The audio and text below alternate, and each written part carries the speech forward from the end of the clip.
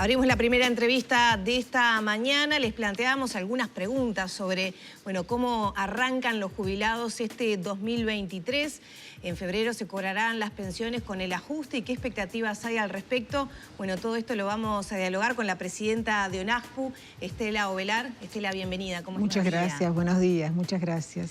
Bueno, Estela, se viene el ajuste, un ajuste que estaba previsto fuera de 9,74%, que lo cobran ahora en febrero. Exactamente. Pero se le va a restar ese 3%, en principio, se le restaría ese 3% de adelanto que tuvieron los jubilados este año, el 2022, mejor dicho. Exactamente, de eso se trata y es lo que tenemos hasta el día de hoy. El ajuste hay que tomarlo, digamos, hasta junio del 2022 y sería el 9,74%. Si en ese ajuste no se toma en cuenta el adelanto, o sea, si se descuenta este adelanto, quedaría en un 6,54%. Desde nuestra organización nacional, de la Organización Nacional de Asociaciones, la ONASPU, insistimos que este adelanto debería dejarse dentro del ajuste, ¿verdad? O sea, dentro del aumento de las pasividades a partir de este enero, que como tú bien dijiste, es a partir de enero y se cobra a partir de febrero. Lo que significaría que entonces sería en realidad un aumento en el entorno del 12,algo%. Si al 9 no, se le le queda sumara, el 9,54. no, queda un definitivamente en el 9, porque es como bastante confuso. Es confuso. Al ser el 9 menos el 3, el 6 con algo es lo que se aumentaría, pero si no queda en el 9 y no en el 12. Porque también se puede pensar, en el 9. Quedaría en el 9. No es ese 3 más el 9,74. A ver, lo que tenemos oficial hasta ahora, y dicho el decreto no está todavía sobre la mesa, lo ha dicho mismo el presidente del Banco de Previsión Social. El decreto no está pronto, va a estar alrededor del 15, el 20, suponemos. Sería el 9,74 con lo que se cobraba a junio del 2022, ¿verdad? Como se dio ese adelanto a cuenta, no se va a tener en cuenta ese 3%, o sea, se va a descontar, quedaría en 6,54. No es un 9 más un 3. Claro, ¿verdad? Ahí está. En números netos, para una jubilación mínima, ¿cuánto es? Bueno, acá es bueno, es muy interesante esa pregunta, porque ¿qué pasa? En una jubilación mínima de 15.760 pesos, si se aplica el 6,54, se sigue perdiendo poder de compra. Va a cobrar 500 pesos menos que los que se jubilaron anteriormente y cobran una mínima de 16.022. Porque la mínima también tiene una variante.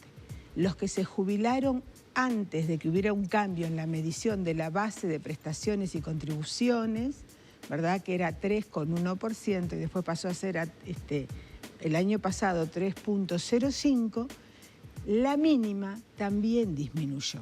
Quiere decir que hay más de una mínima. Entonces nos parece injusto también que los que cobran la mínima de 15.760 pesos van a percibir menos dinero todavía que los que cobran 16.000. O sea que sería como que les va todavía peor que los que se jubilaron después, algo así. Que los que se jubilaron antes. Antes, perfecto. Antes. Porque la base de prestaciones y contribuciones, cuando se cambió su forma de medición, es como que hubiéramos tenido, dicho vulgarmente, un retroceso.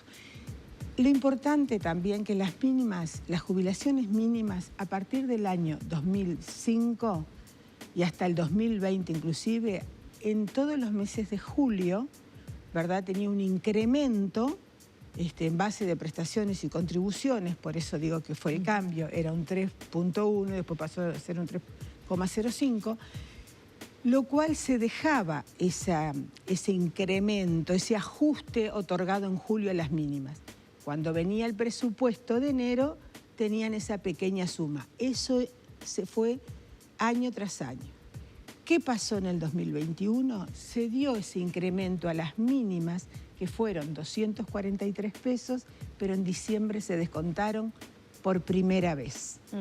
Quiere decir que por eso insistimos desde la organización que venimos perdiendo poder de compra, los jubilados, principalmente aquellos que perciben menos ingresos. En el año 2022, ¿qué pasó? En julio, en vez de darse ese aumento diferencial a las mínimas, se da este adelanto del 3%. Del 3%. Quiere decir que hace 2 años que las mínimas no tienen ese pequeño incremento, ¿verdad? Que, digamos, no es para nosotros tan oneroso, pero es importante en el bolsillo de nuestros jubilados y pensionistas. Para quienes nos están mirando ahora y sean jubilados, no está el decreto firmado, pero por ahora va a ser de 6,54% el ajuste. Exactamente. Y va a tener un pequeño nuevo ajuste en febrero cuando se tome el cálculo el resto del año pasado. De diciembre. Exacto. Cuando se haga el ajuste de diciembre, en febrero se va a ajustar del todo. ¿Verdad? Ustedes ya lo habían planteado en el momento en que se hizo este adelanto, ya habían pedido que no fuera un adelanto, que después no se descontara. Desde ese momento hasta ahora, ¿han mejorado en algo las negociaciones? ¿Ven más posibilidades de que eso se dé? Nosotros seguimos la ronda de conversaciones con diferentes representantes políticos. Algunos nos recibieron, otros no. Se entiende cuando explicamos esto, pero claro, están sujetos también, ¿verdad?, a lo que se decida desde el Ejecutivo y a lo que desde el Ministerio de Economía también. Pero nosotros insistimos, ya venimos hace meses. Desde la marcha que tuvimos el 10 de noviembre ya estaban nuestras reivindicaciones. Para nosotros hubo un antes y un después con esa marcha. Un antes y un después por la cantidad de gente que nos acompañó, por la forma de comunicación que tuvimos con varias de nuestros representantes. Ya se venía insistiendo. ¿Por qué? Porque veníamos teniendo esa pérdida de poder adquisitivo. En las jubilaciones más bajas, acá estamos hablando de las mínimas, pero cobrar 20, 25 mil pesos... Tampoco quede para tanto. No da para tanto. Insistimos en todo esto porque sí se ha perdido poder de compra. Estos jubilados y pensionistas con poder adquisitivo tan pequeño, circula ese dinero en la feria, en el supermercado, en el almacén del barrio, ¿verdad? Entonces, además, con ese monto en el básico, siempre se tiene que acudir a algún préstamo. El préstamo Banco República o los préstamos sociales del Banco Previsión Social. Entonces queda muy menguado el ingreso. De todas formas, también llegaron a plantear en algún momento que por lo menos ese 3% no tenga que perderse, entre comillas, a las más bajas. ¿Lo ven más factible eso? Nosotros apostamos que sí. Nosotros apostamos que el Poder Ejecutivo, ¿verdad?, que el Ministerio de Economía y Finanzas, como yo le dije en su momento al señor Ministro de Trabajo, hacerle un poquito más de punta al lápiz, y yo pienso que podría. Porque además subieron, y ustedes lo conocen, el año pasado divisas importantes al país con las exportaciones, ¿verdad? Entonces yo creo que habría que mirar un poquito más por aquellos que no tienen. Y repasemos cuántos jubilados son los que cobran la prestación mínima. Aproximadamente 140.000 personas. Nosotros insistimos siempre que al decir 140.000 personas te parece un número. Pongámosles cara a esas 140.000 personas, ¿verdad? Miremos un estadio, es más de un estadio lleno. Sí, sí, vivir con 16.000 pesos. Entonces es muy difícil. Es muy complicado. Seguimos apostando a esto, como las otras reivindicaciones que están sobre la mesa, ¿verdad? Nosotros el monto no imponible del IAS solicitamos que se considere también, en vez de ser desde 8 BPC, que pase a 10, en vez de ser desde 41.000 pesos. Bueno, en ese sentido se están preparando anuncios, aparentemente sería en marzo. El 2 de marzo el señor presidente. Y yo les quería preguntar, ¿cómo toman esto, que el trabajo que está dando, tener una respuesta para dejar este 3%, por lo menos para quienes cobran la jubilación mínima, pero por otro lado también se está pensando desgravar o aliviar la carga a quienes tienen las jubilaciones más altas con el IAS? ¿Cómo balancean ustedes estas dos puntas, digamos, del sector? Si bien el señor presidente de la República anunció que el 2 de marzo va a hablar sobre el IAS y sobre el IRPF, qué tipo de exoneraciones, yo no creo que sean exoneraciones. Nosotros desde la organización pensamos que lo que se pueda cambiar sean las franjas que se van descontando. ¿Verdad? No creo que se deje de descontar a las jubilaciones o a los sueldos más altos. Y ustedes van por eso, por subir la franja. Subir la franja. Nosotros vamos por... Bienvenido sea si se dejara contar desde un poquito más arriba de lo que nosotros pedimos. Eso libera, de alguna manera no conspira justamente contra que sea más viable mejorar las jubilaciones mínimas. A ver, las jubilaciones mínimas no pagan IAS.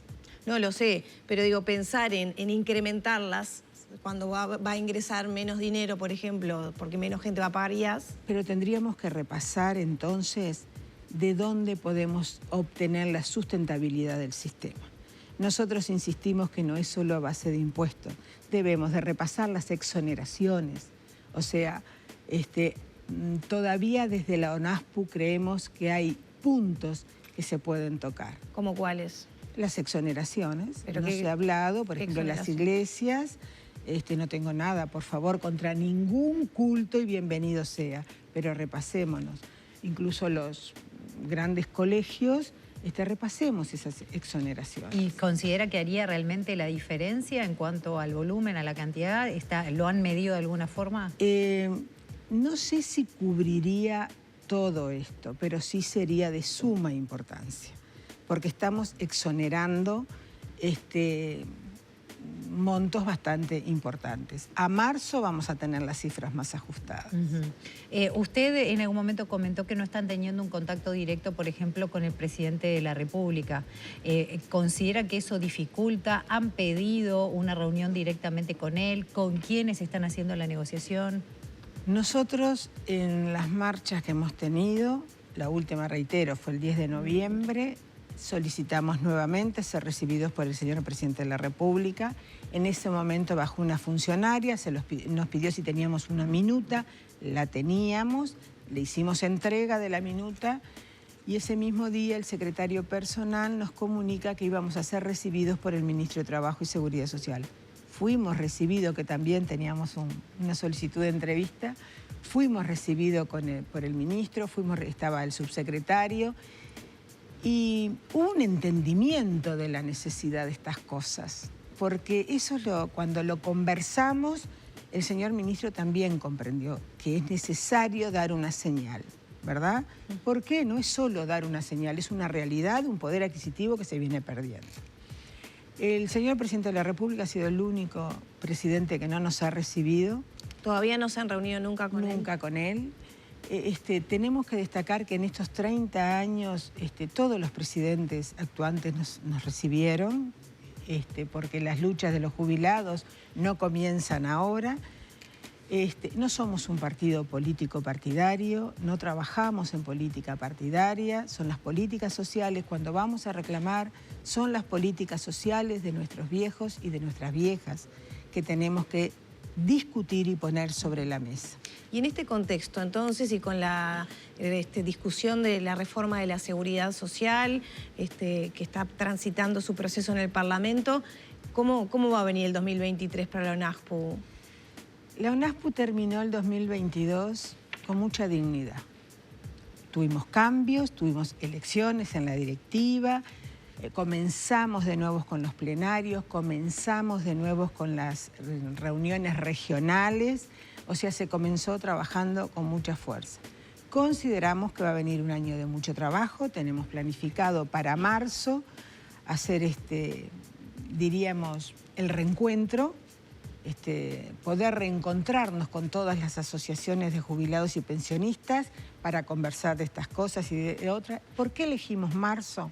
Porque muchas veces diciembre ya está cargado, viene el verano y perdemos un poco la dimensión de los temas. Es importante lo que se está viviendo a nivel de turismo del Uruguay, pero nuestros viejos siguen teniendo necesidades. Pero se perdió un poco fuerza en el interior, que necesitan incentivarla o quieren, en sus palabras, volver a acercarse a las asociaciones. No hemos perdido fuerza en el interior. La pandemia nos dio un cimbronazo, digamos, pero nos venimos recuperando. Las asociaciones están trabajando. El empoderamiento de nuestros jubilados y pensionistas realmente es maravilloso.